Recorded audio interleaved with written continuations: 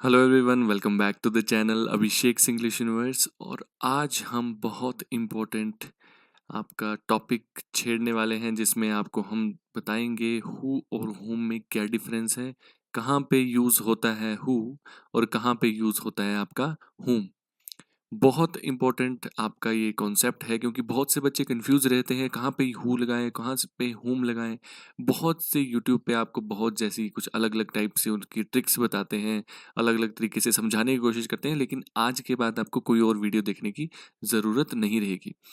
तो welcome to the channel. अगर आप भी कॉम्पिटेटिव एग्जाम्स की तैयारी करते हैं तो बने रहिए चैनल में। आज आपको हु और हुम का बहुत अच्छा डिफरेंस बताऊंगा, और कैसे उसको क्वेश्चंस को करना है, कैसे उससे एरर्स आते हैं, और कहाँ से आपको पता लगेगा कि हु आएगा या हुम आएगा। बिना किसी देरी के साथ शुरू करते हैं अपनी वीडियो को और देखते हैं आज का कॉन्सेप्ट। तो जैसे कि आप देख सकते हैं, हम करेंगे आज हु एंड हुम। कहाँ पे हु लगाएं, कहाँ पे हुम लगाएं, चलिए देखते हैं। पहली बात, आप लोग ये जान लीजिए कि हु और हुम होता क्या है। हु आपका एक सब्जेक्टिव केस होता है, ठीक है। जहां जब भी आपको सब्जेक्टिव केस लगाना है वहां पे हु लगाएंगे, जहां पर भी आपको ऑब्जेक्टिव केस लगाना है वहां पे हुम लगाएंगे। एक बार डेफिनेशंस के साथ चल पड़ते हैं। देखिए, who is used as the subject of a sentence और clause referring to the doer of an action.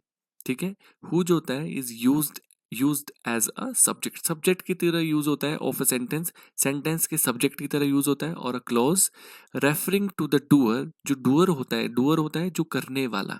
ठीक है, सेंटेंस में जो करने वाला, कोई कोई काम करने वाला होता है, उसको रेफर किया जाता है ऑफ एन एक्शन, उसके एक्शन को। ठीक है, हु होता है आपका सब्जेक्टिव केस। हुम देख लेते हैं एक बार। Whom is used as the object of the verb, object of the verb, ठीक है, याद रखें। और preposition referring to the recipient of target of an action। ठीक है, सिंपल सी बात है, ज़्यादा कंफ्यूज होने की ज़रूरत है नहीं।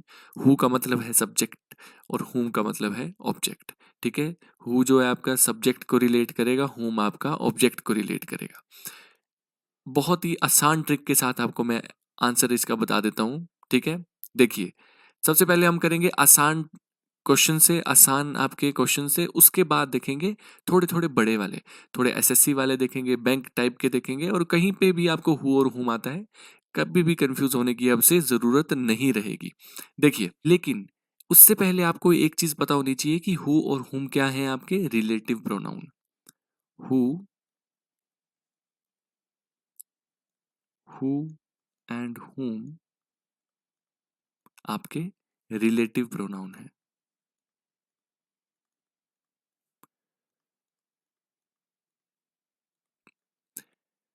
कोई चिंता करने की ज़रूरत नहीं है। आज आप हु और हुम में इतना अच्छा डिफरेंस और इतनी अच्छी टेक्निक सीख के जाएंगे कि कभी आपको ज़िंदगी में टेंशन लेने की ज़रूरत नहीं रहेगी कि हु कहाँ लगाए और हुम कहाँ लगाए।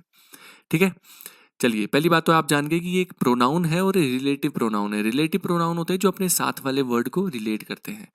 उसके अलावा एक और जो मैं आपको पॉइंट बताना चाहता हूँ कि सेंटेंस जब भी बनता है, एक क्लॉज जब भी बनता है, तो वो बनता है सब्जेक्ट प्लस वर्ब के एग्रीमेंट से।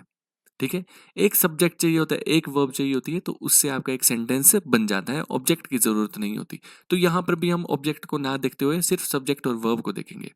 तो ये चीज़ जान लीजिए, जब भी आपको सेंटेंस में सब्जेक्ट के साथ वर्ब दिखती है, इसका मतलब वहां पे आपको क्या लगेगा, होम लगेगा। और जहां पर भी ऐसा हो गया कि कहाँ पे आपको सिर्फ वर्ब ही दिखती है और उसका कोई सब्जेक्ट नहीं है, ठीक है, वहां पे सिर्फ आप क्या क्या लगाएंगे, हु। सिंपल। जहां पर आपको सब्जेक्ट के साथ वर्ब का एग्रीमेंट दिखता है वहां पे होम लगाइए। जहां पे सिर्फ वर्ब दिखती है, वहां पे उसका सब्जेक्ट नहीं दिखता, वहां पे हु लगाइए। ठीक है, एक बार सेंटेंस के साथ देखते हैं। देखिए, सेंटेंस है आपका, the man I met at the store is a teacher. ठीक है, वो आदमी जिससे मैं मिला स्टोर में, वो एक टीचर है। ठीक है, अब यहाँ पे हु लगाया हुम, हमने कहा सब्जेक्ट और वर्ब का एग्रीमेंट देखना है। तो पहले देखते हैं, द मैन क्या है, एक सब्जेक्ट। ठीक है, उसके बाद आई क्या है, सब्जेक्ट। मेट क्या आ गई आपकी, वर्ब। ठीक है, एट द स्टोर आपका ऑब्जेक्ट आ गया। फिर से देखिए एक और क्या आ गई, वर्ब।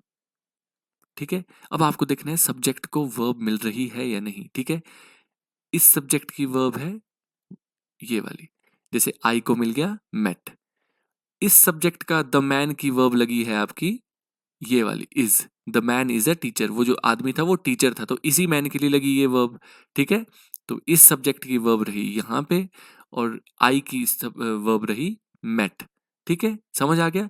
जब भी आपको सब्जेक्ट और वर्ब मिल जाते हैं तो आप क्या लगाओगे, whom। यहां पे अभी हमने देखा, देखिए सब्जेक्ट और वर्ब मिल रहे हैं तो whom लगाइए, ये वाला कॉन्सेप्ट। ठीक है, ये वाला कॉन्सेप्ट, सब्जेक्ट और वर्ब मिलते हैं तो whom लगाइए। नेक्स्ट क्वेश्चन देखते हैं, फिर आपको ज्यादा अच्छे से क्लियर हो जाएगा। देखिए फिर से आगे नेक्स्ट क्वेश्चन है, the person helps me every day is very kind. ठीक है,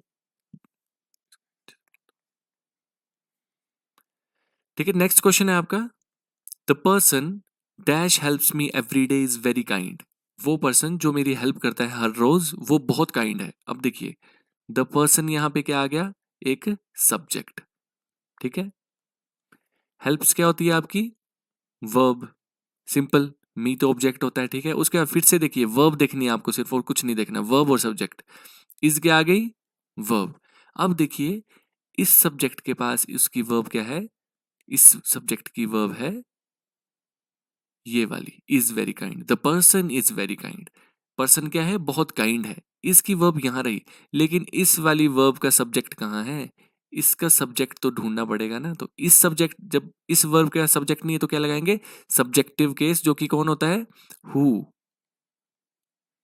आशा करता हूं समझ आया होगा। इतना याद रखिए, इतना याद रखिए, जब भी एक सेंटेंस में किसी वर्ब के पास सब्जेक्ट नहीं है वहां पे हु लगाएंगे, और किसी सेंटेंस में सब्जेक्ट और वर्ब भी है तो वहां पे क्या लगाएंगे, हुम।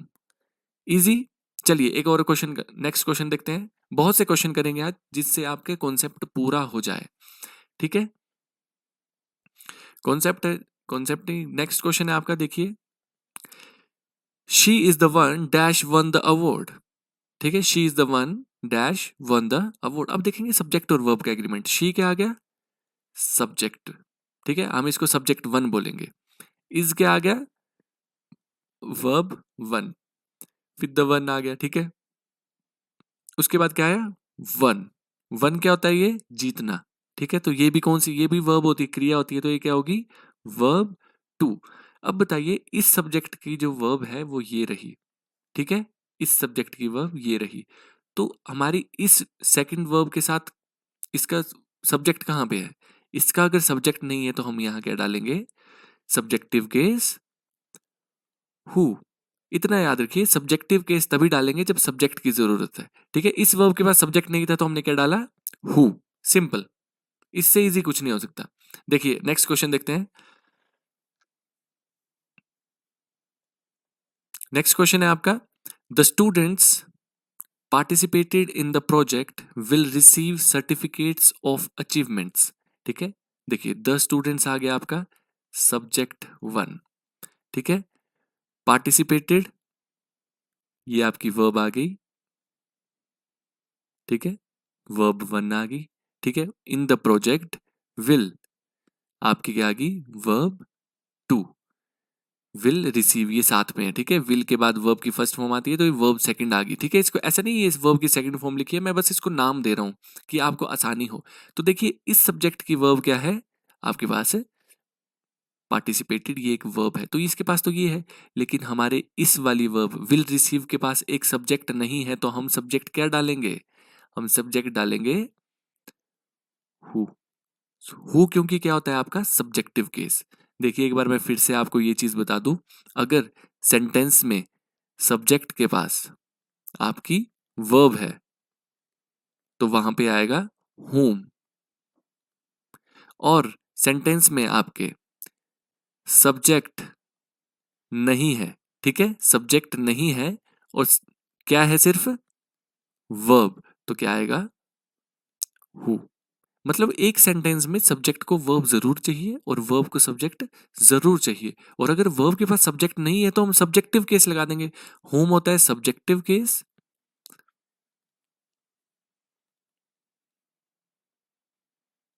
और हु होता है, सॉरी,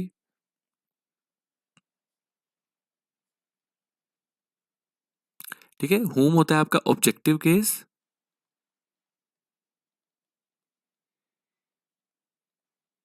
और हु होता है आपका सब्जेक्टिव केस।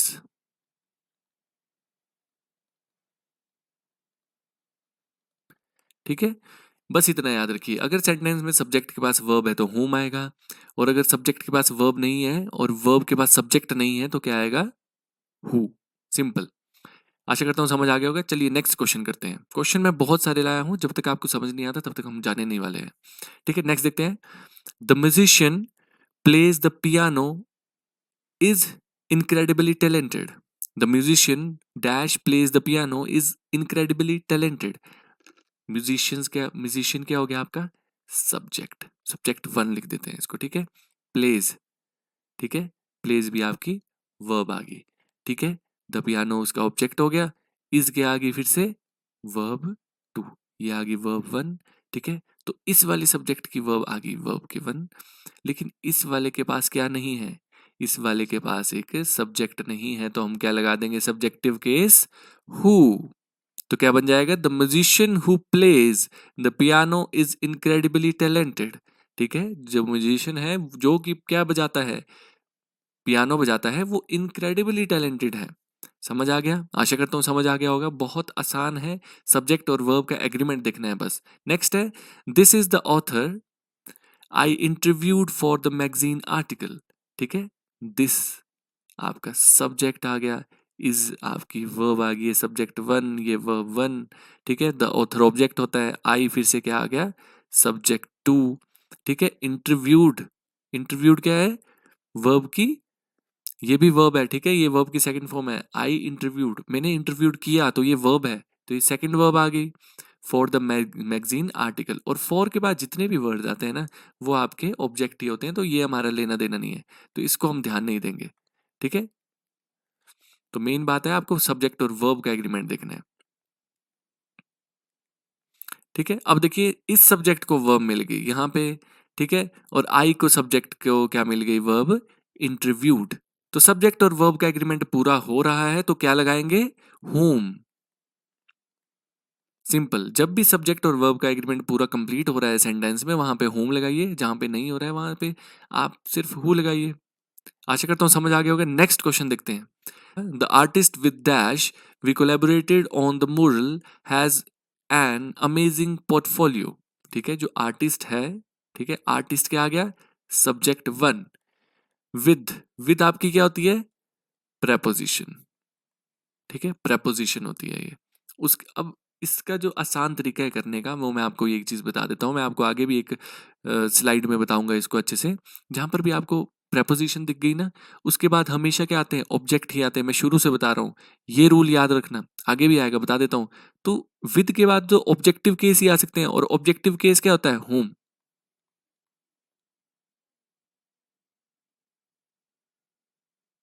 ठीक है। होम आएगा, प्रेपोजिशन के बाद हमेशा क्या आते हैं, ऑब्जेक्टिव केस, और ऑब्जेक्टिव केस में क्या लगेगा, होम, ना कि हु।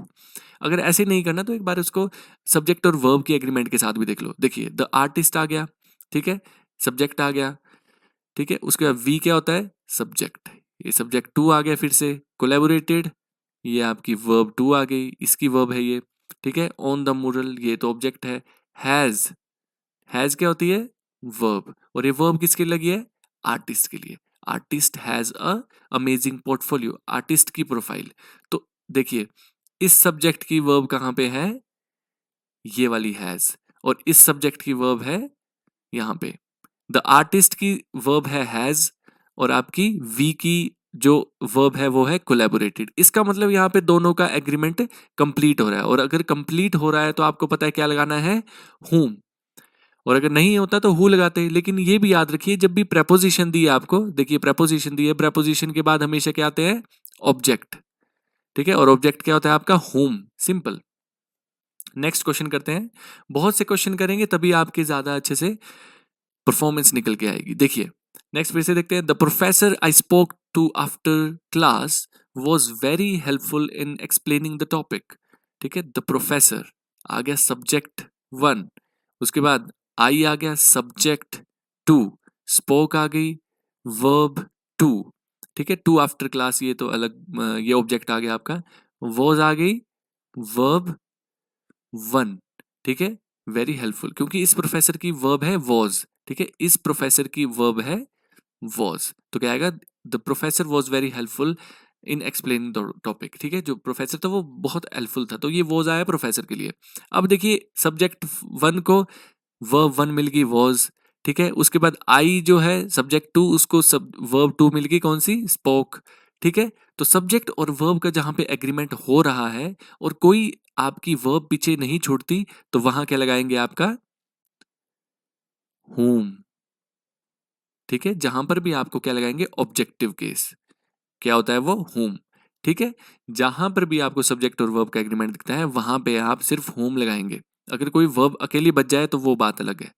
नेक्स्ट क्वेश्चन देखते हैं, बहुत से क्वेश्चन करेंगे तभी आपके एक परफेक्शन निकल के आएगी। देखिए क्वेश्चन है आपका, the children dash I often babysit are excited to go to the amusement park this weekend, ठीक है, जो चिल्ड्रन है जिसके साथ मैं, जिनको मैं ज्यादातर क्या करता हूँ, बेबीसिट करता हूँ, वो बहुत एक्साइटमेंट में है, बहुत एक्साइटेड है, कहाँ पे जाने में, अम्यूजमेंट पार्क में जाने के लिए इस वीकेंड, ठीक है। अब हमें नहीं पता यहाँ पे होम लगाएं या हु लगाएं, तो बहुत इजी ट्रिक जो मैंने बताई है आपको, क्या करना है, सब्जेक्ट और वर्ब का एग्रीमेंट। देखिए सब्जेक्ट वन आ गया, आई आ गया आपका subject two, often babysit होगी आपकी वर्ब, ठीक है, बेबी सिट करना, ठीक है, आई ऑफन बेबी सिट, जिसको मैं बेबी सिट करता हूँ, ठीक है, बेबी सिट होगी आपकी वर्ब टू, आर आ गई फिर से वर्ब आपकी वन, क्योंकि द चिल्ड्रन के लिए लगाया ये आर, ठीक है, एक्साइटेड, आर एक्साइटेड, ये साथ में दोनों वर्ब ही हैं, to go to the amusement park. अब देखिए सब्जेक्ट वर्ब वन के पास वर्ब आ गई आर, ठीक है, सब्जेक्ट टू के पास आ गई वर्ब बेबी सिट, ठीक है, तो कंप्लीट हो रहा है यहाँ पे आपका।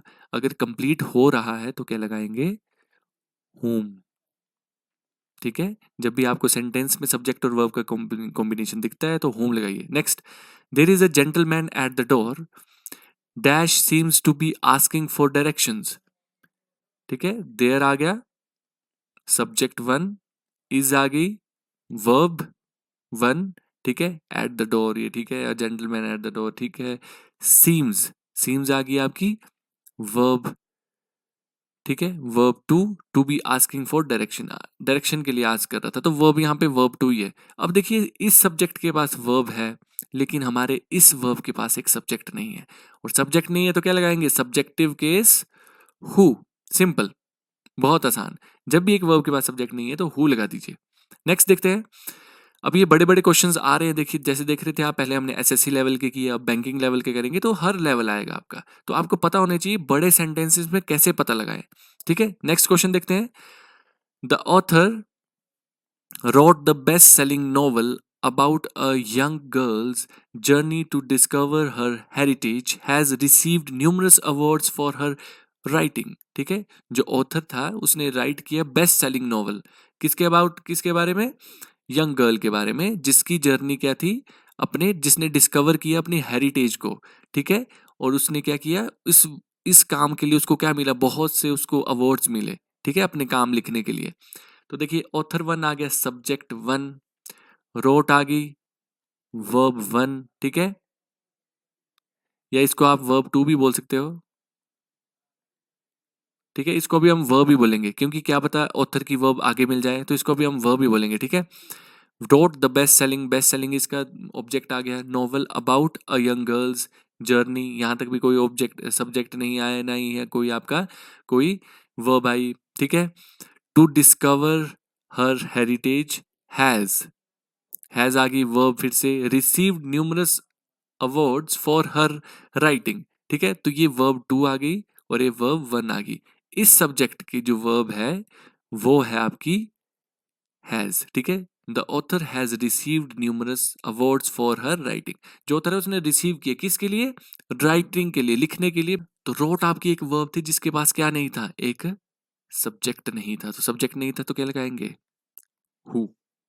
आशा करता हूँ समझ आ गया होगा, ठीक है, तो क्या आएगा, the author who wrote the best selling novel about a young girl's journey to discover her heritage has received numerous awards for her writing, ठीक है, अपनी राइटिंग के लिए उसने बहुत सारे न्यूमरस अवार्ड्स जीते। तो क्या आएगा यहाँ पे? हु।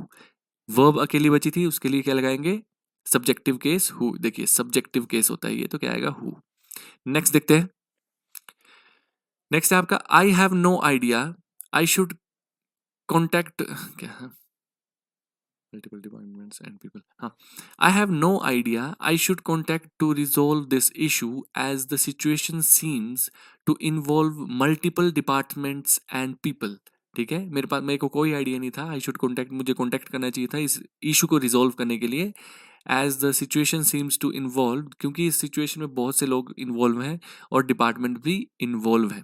ठीक है, तो यहाँ पे देखिए क्या हु आएगा या हुम आएगा, देखिए कैसे लगेगा बता।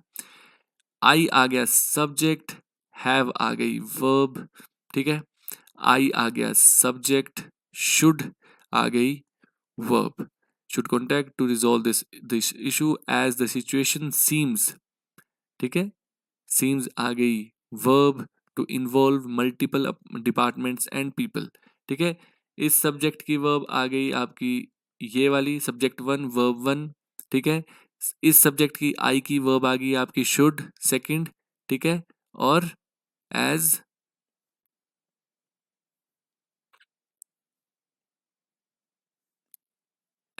के बाद आपकी एक द सिचुएशन, ये भी एक आपका क्या था? सब्जेक्ट। ठीक है, सब्जेक्ट की वर्ब आ गई क्या? सीम्स। ठीक है, सिचुएशन सिंगुलर है तो क्या आ गया? सीम्स। ठीक है, ये आ गई आपका सब्जेक्ट थ्री और ये आ गई verb three.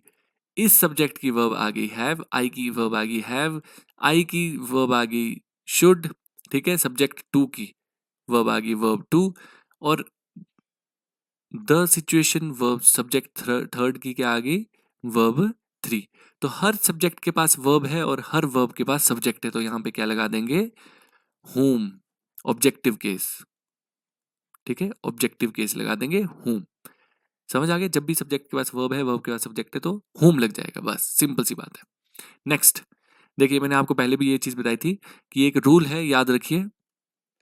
After a preposition we will always get an object. preposition के बाद हमें हमेशा क्या मिलता है? एक ऑब्जेक्ट मिलता है। ठीक है, preposition आएगी उसके बाद हमेशा ऑब्जेक्ट ही आएंगे, ना कि कोई भी केस आ सकता है। तो ऑब्जेक्ट पता है आपको क्या होता है? तो ऑब्जेक्ट तो आपको पता है हुम होता है, तो बस हुम आ जाएगा इनके बाद। ठीक है, जैसे कि एग्जाम्पल देख लेते हैं। He is the boy with dash I play cricket. ठीक है, विद क्या होती है? preposition। इसके बाद हमेशा डायरेक्ट क्या आ जाएंगे? ऑब्जेक्ट। ठीक है, ऑब्जेक्ट आ जाएंगे तो ऑब्जेक्ट क्या होता है? हूम। ठीक है, इजी। अगर आपको सब्जेक्ट और वर्ब का एग्रीमेंट नहीं देखना तो ऐसे भी कर सकते हैं। और सब्जेक्ट और वर्ब का एग्रीमेंट देखा जाए तो देखिए, ही आ गया सब्जेक्ट, इज आ गई वर्ब, आई आ गया सब्जेक्ट, प्ले आ गई वर्ब। सब्जेक्ट को मिल गए वर्ब, सब्जेक्ट को मिल गया वर्ब, तो क्या आ जाएगा? हूम। ठीक है, नेक्स्ट देखते हैं। There is a person to dash I owe an apology for my behaviour. ठीक है, कोई पर्सन है जिसको मैं क्या करता हूं अपनी मतलब मुझे उसके साथ उस अपने बिहेवियर के लिए मुझे उससे माफी मांगनी पड़ेगी, तो क्या आएगा? देयर। देयर क्या है? सब्जेक्ट। इज क्या है? Verb, subject one verb one, person आ गया टू, क्या होती है? प्रेपो। ठीक है, प्रेपोजिशन। उसके बाद आई क्या होता है? सब्जेक्ट। ओ एन अपॉलॉजी, उसके बाद देखिए ओ आपकी क्या है? एक वर्ब है। ठीक है, किस चीज की? ओ एन अपॉलॉजी, ये आपकी वर्ब है। क्या आएगी वर्ब? ठीक है, कि क्या करने पड़ेगी? ओ एन अपॉलॉजी का मतलब होता है माफी मांगनी पड़ेगी मेरे बिहेवियर के लिए। तो देखिए सब्जेक्ट वन था, वर्ब वन था, देर के लिए इज आ गया, यहाँ पे आ गया subject two verb two. Subject को वर्ब मिल गया, सब्जेक्ट को वर्ब मिल गया, तो यहाँ पे क्या आ जाएगा? whom। और अगर ऐसे नहीं करना तो डायरेक्ट preposition के बाद ऑब्जेक्टिव केस लगा दो whom। चलिए लास्ट देखते हैं। The person about I were asking is not available right now. ठीक है,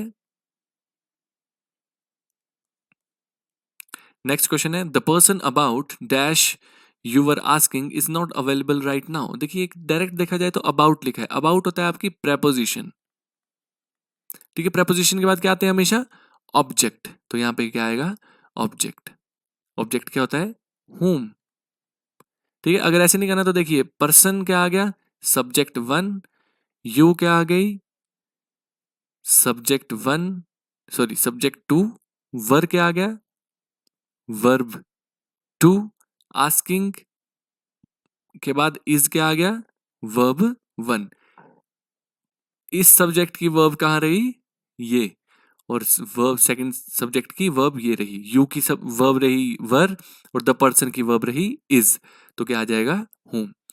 बिल्कुल इजी है, मैंने आपको 10 बार बता दिया, मैंने 100 बार बता दिया। सब्जेक्ट के पास वर्ब है ना, किसी भी सब्जेक्ट के पास वर्ब है तो आप हूम लगाइए, और किसी भी सब्जेक्ट के पास वर्ब नहीं है, सॉरी, और किसी भी वर्ब के पास सब्जेक्ट नहीं है तो वहां पे हु लगाइए, सिंपल।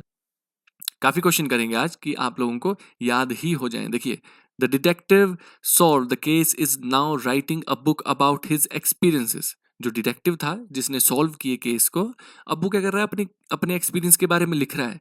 डिटेक्टिव आगे सब्जेक्ट 1, ठीक है। सॉल्व्ड, कोई चीज सॉल्व करना, ये आ गई वर्ब।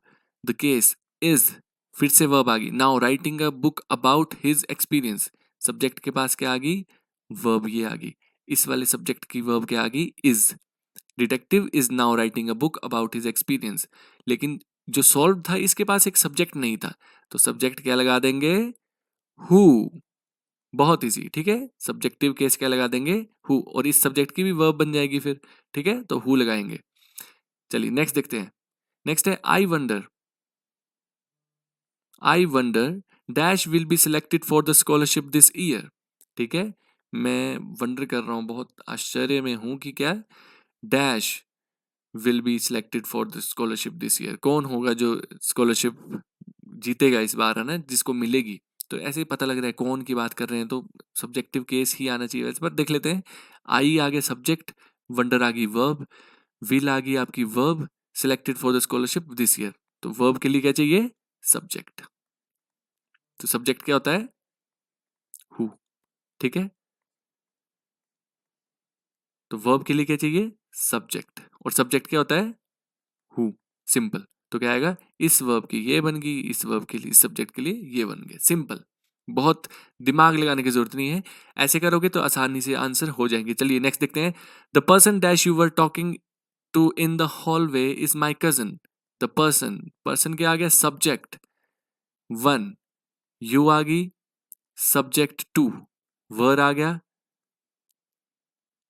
वर आ गया वर्ब 2, ठीक है। टॉकिंग भी इसी के साथ है, वर्ड टॉकिंग एक साथ होती है वर्ब, ठीक है। उसके बाद इन द हॉलवे इज, फिर से आ गई वर्ब 1। इस पर्सन की, द पर्सन की वर्ब कौन सी है, इज, ठीक है। Verb is my cousin, the person की क्या है, इज माई कजन। तो यहाँ पे क्या आएगा, देखिए सब्जेक्ट को क्या मिल गया, वर्ब मिल गई। इस सब्जेक्ट को क्या मिल गया, वर्ब मिल गई, तो यहाँ क्या लगाएंगे, whom। The person whom you were talking to in the hallway is my cousin। वो पर्सन जिससे तुम बात कर रहे थे हॉलवे में, वो मेरा कजन है। इजी, ठीक है। सब्जेक्ट और वर्ब का एग्रीमेंट देखो बस। नेक्स्ट देखते हैं।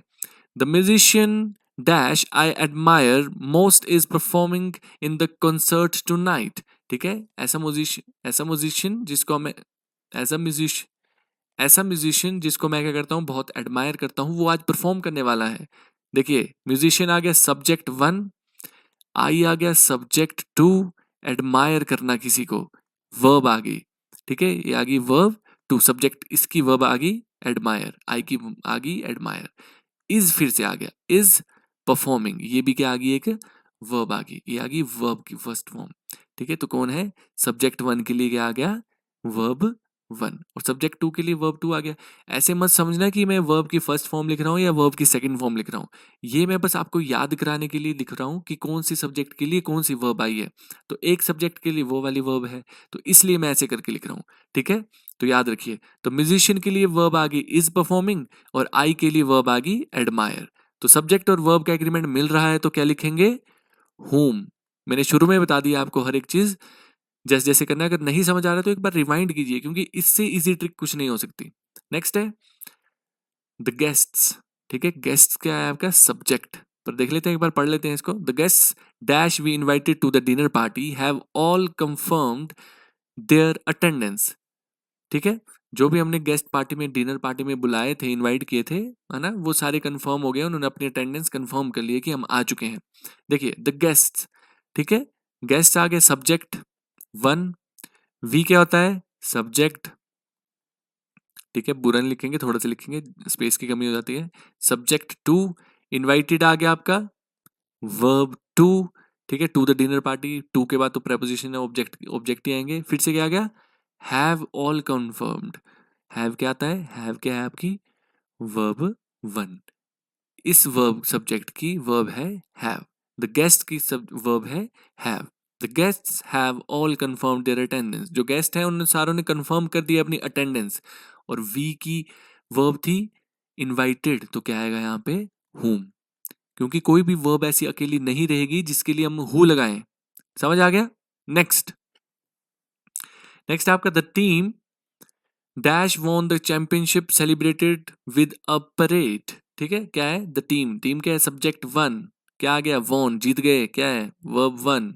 द चैंपियनशिप, चैंपियनशिप, ठीक है, चैंपियनशिप तो ऑब्जेक्ट आ गया। सेलिब्रेटेड, सेलिब्रेटेड क्या होती है वर्ब, ठीक है, ये आ गई वर्ब टू। ठीक है, तो क्या आएगा द टीम की वर्ब, अच्छा ये आपकी ये वाली वर्ब है, इस वाली वर्ब की नहीं है, ये सब्जेक्ट वन है, ये सब वर्ब टू है, और ये है वर्ब वन। क्योंकि सेलिब्रेट किसने किया, टीम ने। ठीक है, तो इसकी वर्ब है सब्जेक्ट वन की वर्ब है सेलिब्रेटेड। ठीक है, और वन के लिए क्या लगाएंगे हम, इस वन के लिए हम लगाएंगे क्या, सब्जेक्टिव केस। ठीक है, सब्जेक्टिव केस क्या होगा हु। जब भी वर्ब अकेली रह जाए तो उसके लिए हु लगा दो। इसलिए हमने सारे क्वेश्चंस खत्म। एक बार जाइए वीडियोस देखिए जितनी भी हमने, पूरा एक बार इसको फिर से रिवाइंड करके देख लीजिए। मैंने आपको सारे कॉन्सेप्ट बहुत अच्छे से समझाने की कोशिश कर दी है। इसी ट्रिक से अगर एग्जाम में करेंगे तो जल्दी से एग्जाम हो जाएगा, बहुत दिमाग लगाने की जरूरत नहीं है। हु और हुम में बहुत ईजी हो जाता है। अगर आप एसएससी के एग्जाम, किसी भी एमटीएस के एग्जाम, है ना, किसी भी हिमाचल प्रदेश, कोई भी महाराष्ट्र, कोई भी टाइप के एग्जाम कर रहे हैं जिसमें भी आपको प्रोनाउन का एक क्वेश्चन आ जाए, खासकर हु और हुम का आ जाए, तो यही ट्रिक लगेगी। कोई चिंता करने की बात नहीं है। हर एग्जाम में ज़रूर कहीं ना कहीं तो ज़रूर आ जाता है हु और हुम से, तो चिंता करने की बात नहीं है, यही आपको क्वेश्चन आएंगे। और ये था आपका हु और हुम का। ठीक है, फिर से एक बार बता देता हूँ, हु आपका सब्जेक्टिव केस है और हुम आपका ऑब्जेक्टिव केस है। जब भी एक वर्ब के पास सब्जेक्ट नहीं होगा तो हु लगा दीजिए, और सब्जेक्ट के पास वर्ब है और वर्ब के पास सब्जेक्ट है तो क्या लगा दीजिए, आपका होम लगा दीजिए। तो बस इतनी थी आज की वीडियो। वीडियो अच्छी लगी तो लाइक शेयर सब्सक्राइब जरूर करें। अगर आपको इस वीडियो का, इस पीडीएफ का लिंक चाहिए, स्लाइड की पीडीएफ चाहिए, तो आप जाइए मेरे टेलीग्राम ग्रुप में। देखिए टेलीग्राम का चैनल है अभिषेक सिंग्लिश यूनिवर्स, जो नाम मेरे यूट्यूब का है वही मेरे टेलीग्राम ग्रुप का नाम है। और लाइक शेयर सब्सक्राइब करना ज़रूर मत भूलिएगा, क्योंकि अगर आप सब्सक्राइब करेंगे, लाइक करेंगे तो मुझे अच्छा लगेगा। कमेंट कीजिए कौन सा पार्ट आपको अच्छा लगा और कौन सी चीज़ आपको समझ आ गई और कैसा लगा मेरा कॉन्सेप्ट, कैसा लगा ये सब्जेक्ट और वर्ब का एग्रीमेंट, जैसे मैंने आपको ट्रिक बताई, इस ट्रिक के बारे में बताइएगा। अगर समझ आई होगी तो नीचे बता दीजिएगा कि हु क्या होता है और हुम क्या होता है। ठीक है, हु कौन सा केस है और हुम कौन सा केस है, देखते हैं किसको समझ आया और कौन इसका जवाब देगा। तो चलिए मिलते हैं आपसे नेक्स्ट वीडियो में, तब तक के लिए नमस्कार।